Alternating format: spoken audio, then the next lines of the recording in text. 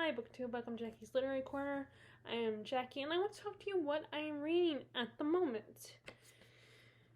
So, I did just get back from visiting my grandma for the weekend, and I was able to bring just 2 books with me.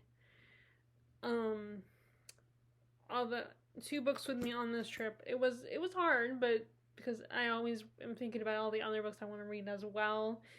And I'm just this weird mentality of I am away from all my other books, so I can't narrow it down. And, like, of course, my family's response to that would probably be, well, your books don't have feelings.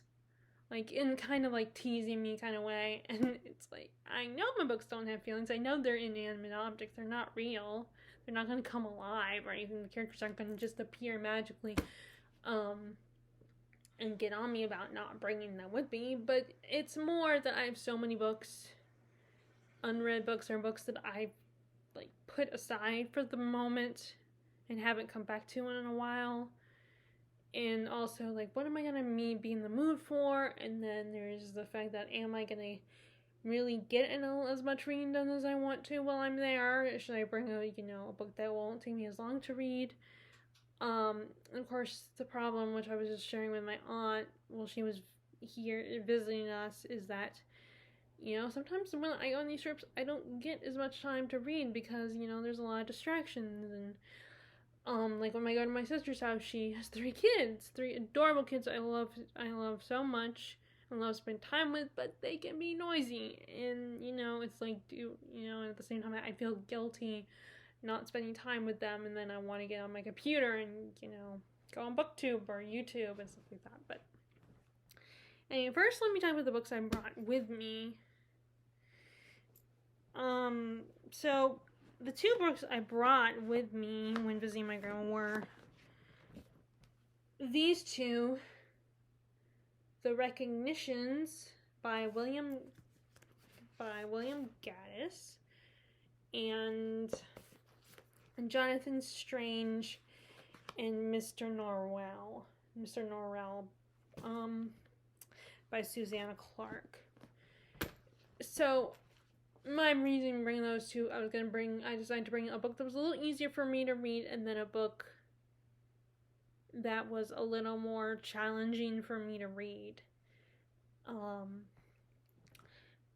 So first, let me talk about The Recognitions. So with The Recognitions, it's hard for me to explain exactly what it's about, but it's the thing about this book is the writing is very different than what I'm used to. The writing style is very dense, and it's a thick boy, and it is very thought-provoking. There's not necessarily a plot, but it's from what I gather, our main character is, let me see if his name is on here. Wyatt. Our main character, Wyatt. It's him, his dad. His mom died after she gave birth to him, I think. His dad is, I want to say, a priest. And I don't know if the woman that takes care of him is, like, his nanny or his aunt or whatever. And I think they're Catholic, and she's a very God-fearing woman. She has a lot of faith and, has a strong belief in God. And he ends up developing a talent for art. He's a really good artist. And as an adult, he tries to create his own art, but it doesn't sell very well, I think. And at one point, he ends up getting involved in copying other people's work, and that ends up selling. He creates reproductions of other people's art, and that does really well. And I think the book looks at how we live in a society where that's what people do now. They just copy of other people's work, and we don't create anything original anymore. I think that's what Wyatt believes right now. I could be, like, and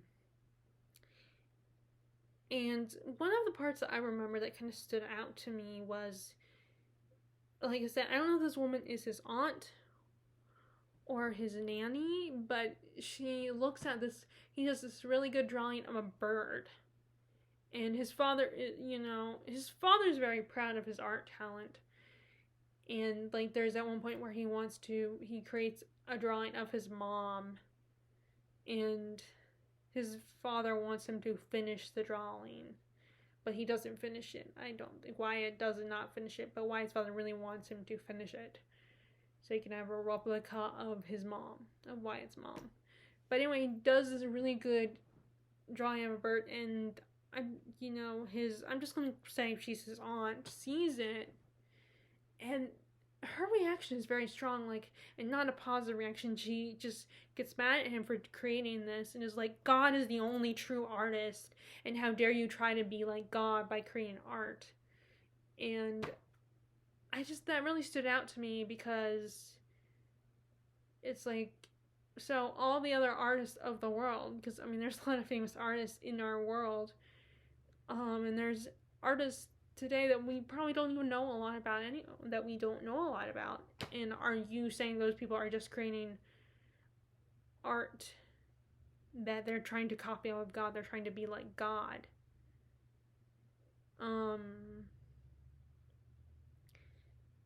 And it was very, like, it's very interesting, because I find it really interesting that the people have strong beliefs and almost are religious zealots, and how passionate they can get to the point of, it's either my beliefs or no one's beliefs. And everyone else who doesn't believe the way I do are wrong, and just, they're fanatic about it. And I always want to understand those kinds of people that have such strong beliefs than I do, and just basically kind of bully people into thinking their way, or just believe everyone else is wrong. And it's not just that way religion, it's also, I think it can get that way when it comes to like books and movies and TV shows, where people just, they're, in certain genres like fantasy or sci-fi, you have people that are like, they have a term for gatekeeping, where they're like, well, you have to read, if you don't read this book, then you're not a true sci-fi fan or fantasy fan, and if people say they don't like something, then it's like, well, you didn't understand it. Now, I recently, which I'm going to talk about, I may as well go ahead and talk about this. I also have tried to get back into Dune. And so I was looking at other people's reviews, because I'm having mixed opinions about it and if I want to get back into it or not. And there were some reviews that were like, basically, the reviews I watched that were negative, people were like, well, you didn't understand it. Now, there are some people who said, well, I don't think you understood it, but they did it in a more polite, like, I feel like they kind of explained why they weren't just like, you don't understand it. You just, like, are only reviewing it on the surface level, and like, how dare you say this thing about this. And it annoys me so much when people are like, because no, you do not have to read this book. I mean, you can acknowledge its influence as on the genre, and even stuff that's outside of the sci-fi genre, it's influenced. And the same thing with Lord of the Rings. You don't have to read Lord of the Rings. I know that's blasphemous. How dare I say that? But you know what? And you know what? Even if I do say that, and even then, and not only, I've also listened to the audiobook, and you guys know, I've said it before, I have listened to the audiobook. No, I have not stared at the pages and read the words to myself. I've heard other people read the words to me, the actual words in the book. So I've heard the story, the exact word for word story. So I have taken in the story. I may have not physically stared at the words and read the words myself, but I have taken in the story. But so I have read that. So, I mean, but I still believe that, yes, acknowledge its influence on, and if you want to try it, that's great. Try it. If you want to try it, then go for it. But if you don't want to try it, don't feel obligated to read it. If you don't want to read it, don't let yourself be pressured into reading something like Lord of the Rings. Because it does not mean, just because you have not read Lord of the Rings does not mean you're not a fantasy fan. And, there's people, in the same thing with this. Just because I don't read Dune and decide to DNF it, that doesn't mean that if I consider myself, which, to be fair, I don't consider myself because I haven't read enough sci-fi. But if I do read more sci-fi and then become a sci-fi fan just because I don't read this, and if I'm not interested, that does not make me any less of a sci-fi fan than all you other people who've read this book. I think for some people, especially today, because this was written and published in the 60s. And I imagine back then when it first came out, it was a big thing. And like I said, I acknowledge that has a lot of impact on the sci-fi genre, and it has a lot of strong influence. But I'm debating if I want to continue with it. And if I decide I don't want to continue with it, then there's nothing wrong with that. I don't think if I decide, that doesn't mean, I'm not a sci-fi fan. Granted, at the moment, I don't consider myself a sci-fi fan, but it was not because I haven't read this book. It was because I haven't read as much sci-fi. I made some attempts, but the closest to science fiction I've come is, superhero stories. And I haven't even read comic books. I've just watched the movie adaptations. But I cannot stand people who just are all because these books have such a cultural influence on the genre, this one and the same with Lord of the Rings for fantasy, that people automatically are like, oh, well, you're not a sci-fi reader, or you're not a fantasy reader because you haven't read this book that is such a cultural influence. If you don't want to read it, I don't think it's a crime not to read it. With that being said, I think this book has a lot of great ideas, a lot of interesting ideas that I'm intrigued by, but at the same time, when I pick it up, granted, it could be kind of like the situation with The Truth About Harry Quebert, where I put it down for a period of time because that situation was kind of a similar situation where I went out of town and then I came back because I didn't want to bring that book with me when we went out of town. I wanted to bring other books with me. And so I was not feeling it, and then I decided, I'll continue with it and see what happens. And it was okay to me. I didn't love it, but I did pick it up and continue with it.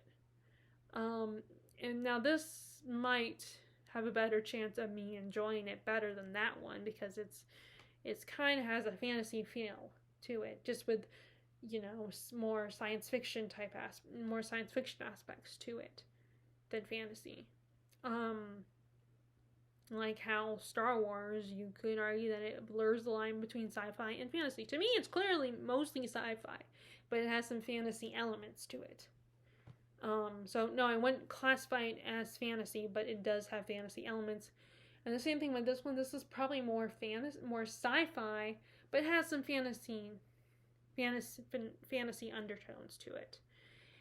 And I don't hate it, but when I pick it up, I'm not excited to pick it up.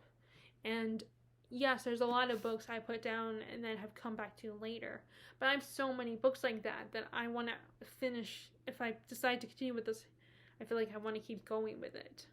So it doesn't end up another book on my, graveyard of books.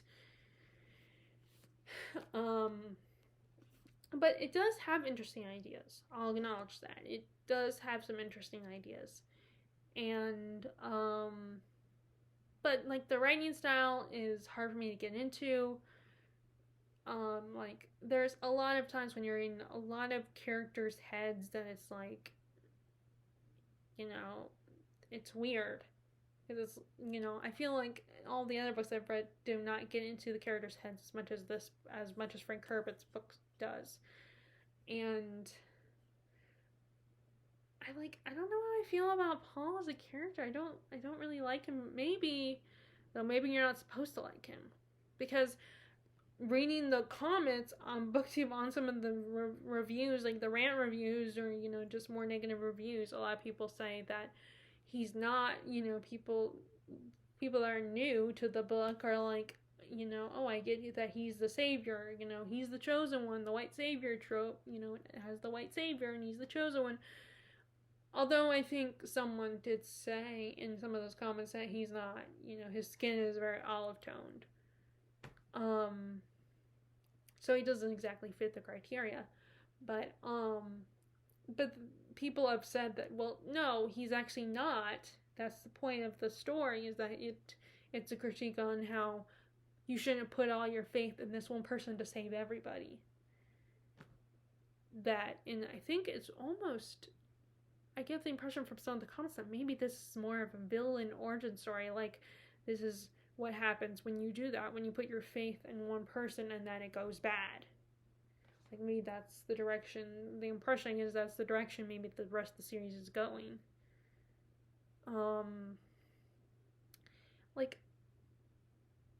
And again, it does sound really cool. It's just, and maybe the writing style, maybe it's just the writing style that bothers me.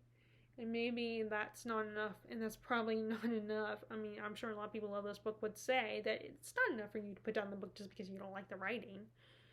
And there's just some aspects of it that are, like, some of the characters, they feel very stiff. And granted, I think people say that these characters must be all, like, archetype of characters. Like, caricatures. Of course, I could be wrong, okay, so don't get mad at me. If I'm wrong, then don't get mad at me. I don't know, I keep thinking, and then part of the other thing is that I don't just feel guilty and hesitant because, it has such an influence on the sci-fi genre and I want to try sci-fi again, but also, I don't want another DNF. Like, so far, I've DNF'd 2 books. I DNF'd Sid Arthur, which I was listening to an audiobook. I got a free copy of it. And then there was another book, I cannot remember what the other book was. Oh, A Winter's Tale. That was a DNF. I mean, I've gotten pretty far enough that, I was intrigued enough to get this far. Of course, I got pretty far in Naomi Novik's A Deadly Education, but then by the end of it, I was like, I'm done with this. Although, that one was much worse. Like, this one is a little bit more mildly intriguing and engaging and just, but I'm glad, though, that I have not bought book 2 yet, because, especially since I'm considering DNFing it, like, I don't know if I want to continue or not. I mean, like, looking at those, although watching the reviews gets me a little more intrigued by it, so I might keep going with it. I don't know.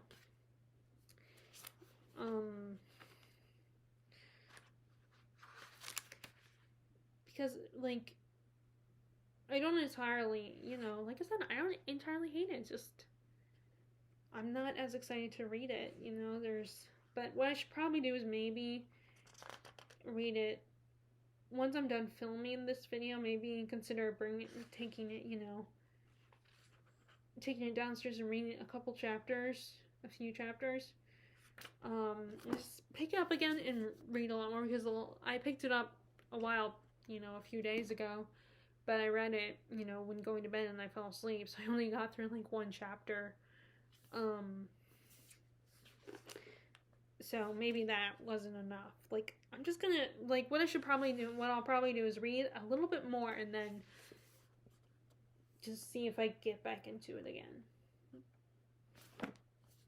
So, yeah, so that's kind of where I am with Dune. I might continue and I might not.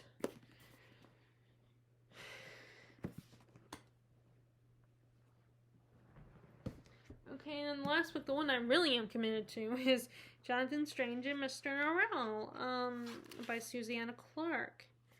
And I did mention this in my authors I want to read more from this year, and I wanted to read this book before I jump into Piranesi, which is a lot shorter. And then, like I said, I still haven't looked up Ladies of Grace Adieu. I still haven't picked that one up, but I'm gonna look that up. And so a lot of people compare Mr. Norrell to Sherlock Holmes, and yes, I definitely agree with both. Are very arrogant, both are good at what they do, but to the point of, I'm better than everyone else, and if anyone else tries to be as good as me, then they need to go away. We need to get rid of them. So this is a story of in the first part we're meeting Mr. Norrell, who he believes he's the only English magician left, and there's a club of magicians in England, and he tells them, well, actually, I'm a magician, and I'm the only real magician out there, but some of them don't believe him, so he has to prove that he's a magician, and he does this demonstration, which proves him to be, like he says, to be a true magician. And he ends up, his mission is to bring back true English magic. And in doing so, he also wants to get rid of all the charlatans, all the people who claim to be magicians. And, that's his goal. But his other goal is, of course, this is during the Napoleonic Wars. So he wants to do his part and use magic to help us win the war against the Emperor. And there's still a lot of mixed feelings on magic. Not everybody likes magic. And, I think they all believe it now that it's real, but not everybody, wants to depend on it, or, rely on our, likes the use of magic. And at one point, Norrell, one of the government officials he's trying to convince that he could help in the war, Sir Walter Pole, he's getting married to this young woman, who is very ill. And,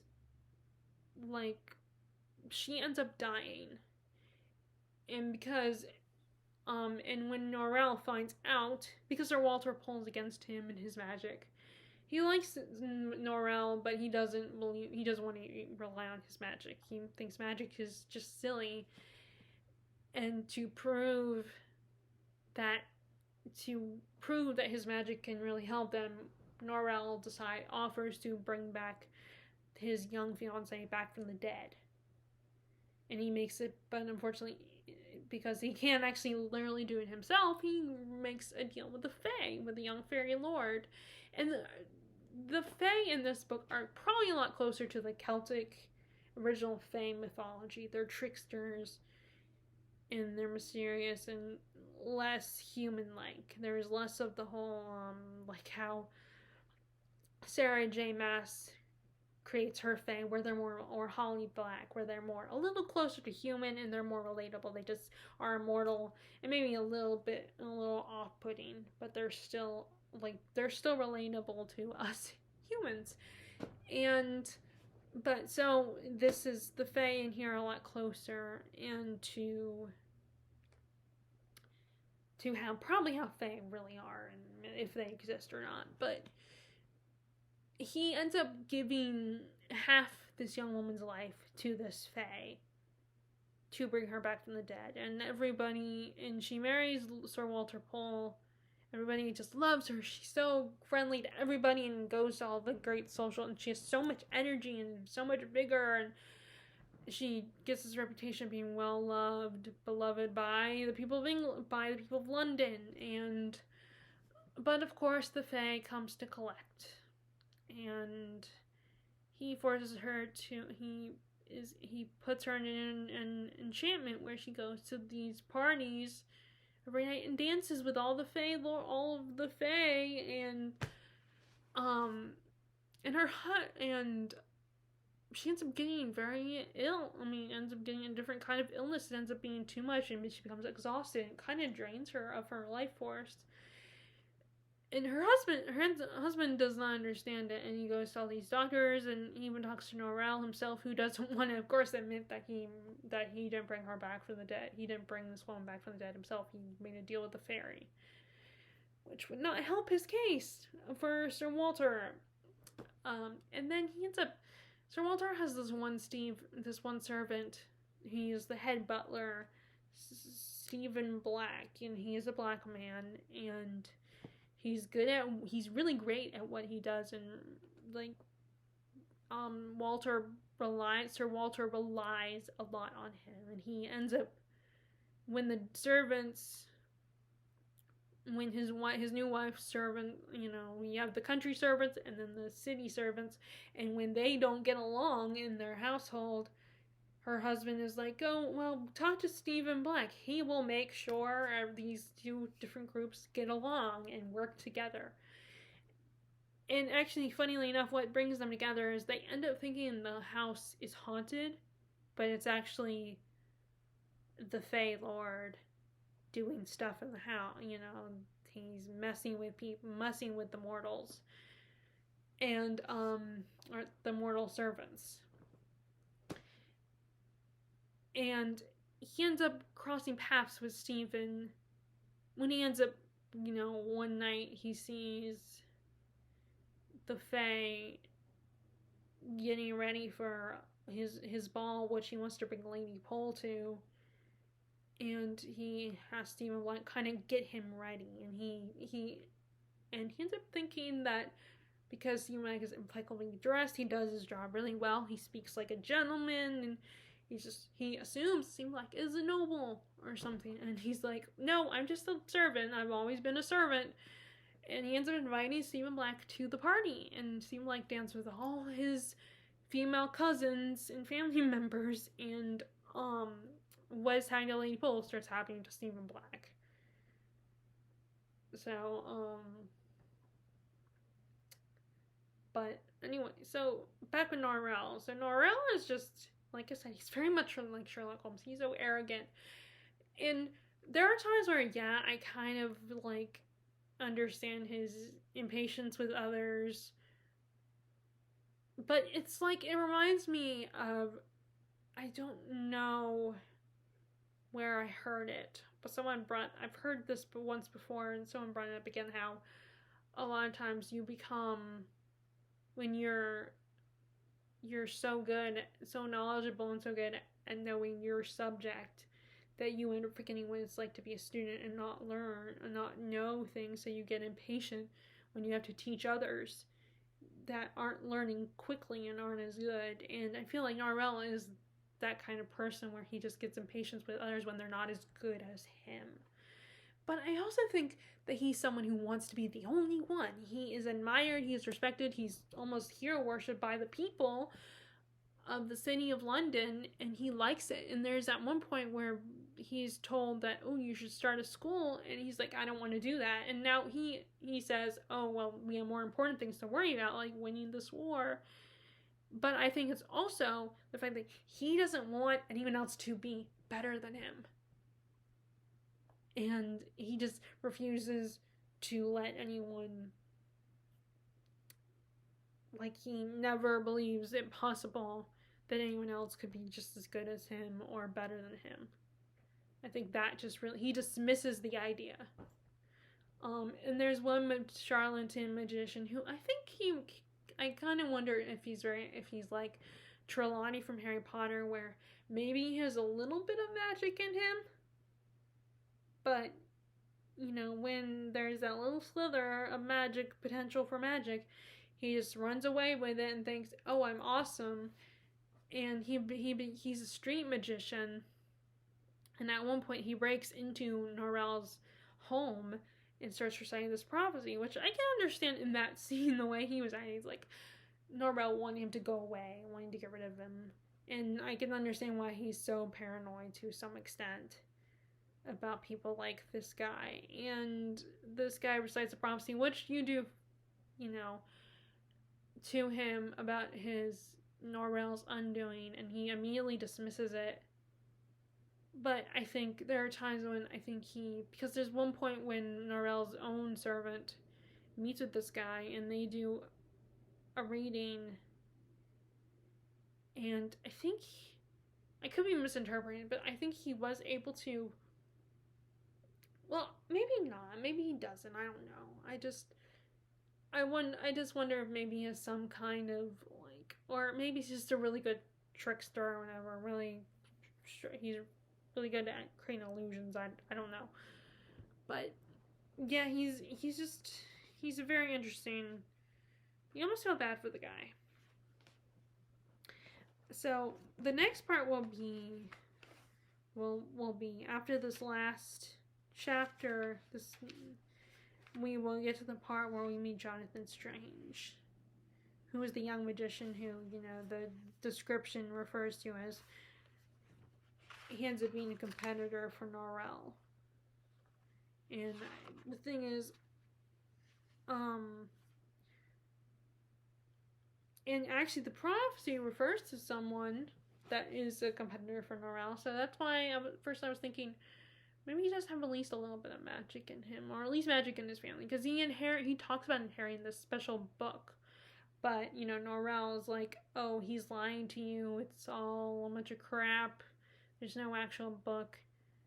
But Vincelis or whatever, or Vincula, I don't know, the charlatan guy is like, no, I have this book, but I'm not going to tell people where it is. So, and he says he inherited it. So, of course, granted, he could have maybe not inherited it, but actually literally stole it. I don't know. We're probably going to find out. But, or maybe not, maybe we won't find out. But, he talks about having the book. And he says that even Norrell won't be able to read it, which, of course, telling Norrell that, oh, you're not going to be able to read this, he'll automatically probably dismiss it and say, it's not real. Oh, there's no way I couldn't read it. Like, if I can't read it, then there's something clearly wrong with it. It must not be legit, because, if I can't read something, then something's wrong. I feel like he's one of the people who's like, if I don't understand it, then there's something wrong with it, not me. Which, in some cases, yeah, they're not necessarily that you're stupid, but it's just, it might not be the same level as you. So there's nothing wrong with either you or this thing you're trying to read. But there are some cases where, people automatically are like, oh, there's no way anything's wrong with me. It has to be them, or it has to be that book that is wrong, and sometimes it's not the case.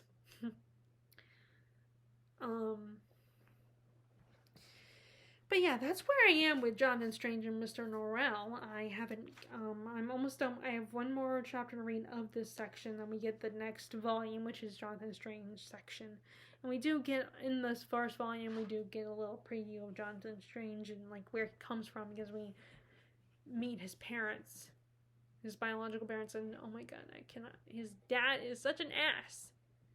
He's one of those people that should not have kids, but he does impregnate a woman and has a son. But it's funny though, there are some people I'm thinking, why did he have kids? But then sometimes what can happen is that those kids can be better in a good way, in a more positive, better than you, like have, being a more positive aspect of who you are. Yeah, at the same time, I'm thinking you should not be having kids, but at least your kids are not as bad as you. They're actually good people. So maybe Jonathan Strange will be actually a good person, and, maybe even less arrogant than Norrell. I do not know. But so far, I have a mixture of characters that are, there's very few likable characters. There are some. I really like Stephen Black's character. He's a good guy. He reminds me a lot of Carson from Downton Abbey, where he's all about following the rules and by the book and know your place. And but at the same time, he's a decent guy. He's a nice human being, or someone who does deserve respect. And I do find it fun. I do find it funny that I like the Fae. Automatically, when he meets him and interacts with Stephen, he's like, oh, you're a lord or something. I'm sorry, I'm mistaken you for a servant. You must be a lord. And he's like, nope, I'm a servant. I've always been the servant. And he's very worried because the Fae invites him, the Whistledown Fae, the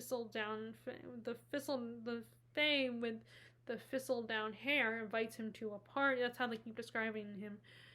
Invites him to his party, and he's very worried. He's like, oh, I better not, because they might, when they find out that I'm just a servant, a lowly servant, and they'll be insulted by my presence. Because that's how human society, mortal society is. Like, we have a very distinctive class system, particularly in the UK, I believe. Like, obviously Americans, I don't know, but I think the UK still has kind of a class system going on. I don't know. But we kind of do here in America as well, but I don't think it's as prominent. Like I said, maybe people disagree with me, but but it would have been really prominent back at the time period this book was written, but the Fae says, the Fae with the Thistledown hair is like, nope, if I say you're welcome, you're part of this, you're one of us, then you are one of us. You're accepted and you're not looked down upon.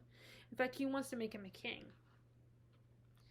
So I'm curious to know what is going to happen with Stephen's character. Is he going to become one of the Fae? Is he going to be less humble? Is he going to lose? Because he's a very humble man. I mean, I hope this doesn't change him, but I'm worried it will, because you wouldn't have a good story if characters like that didn't grow and change and evolve.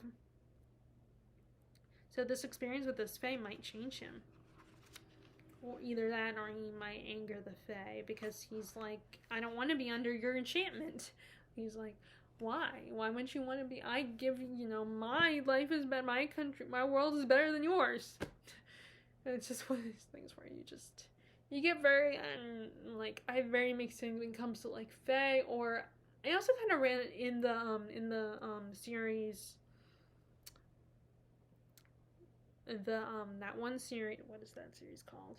I can't think, sorry, I'm tired. I was almost debating about filming this video, because I was feeling like, I was worried that because I'm so tired, the video might come off as boring, I won't be able to talk as much, because I'll be too tired, and I'm lethargic to talk as much.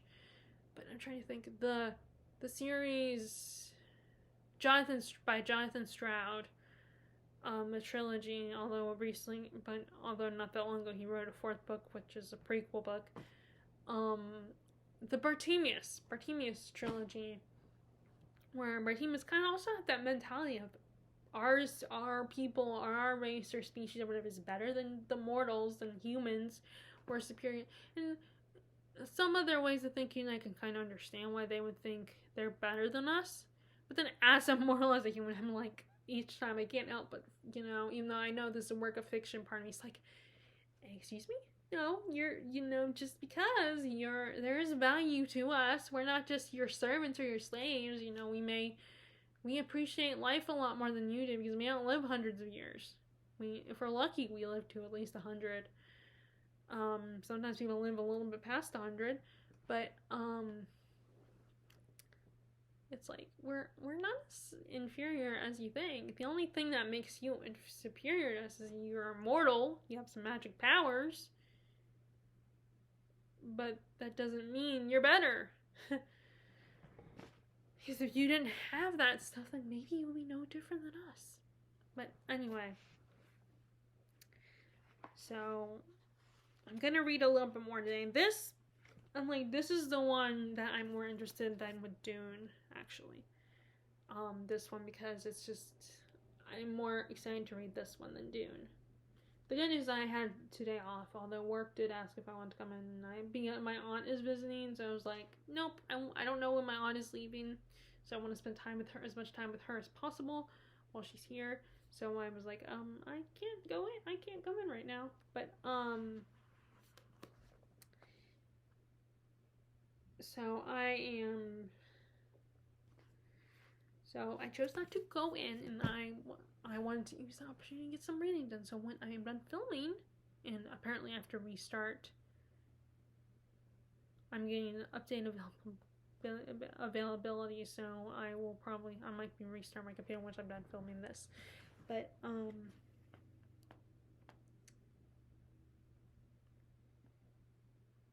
anyway, so that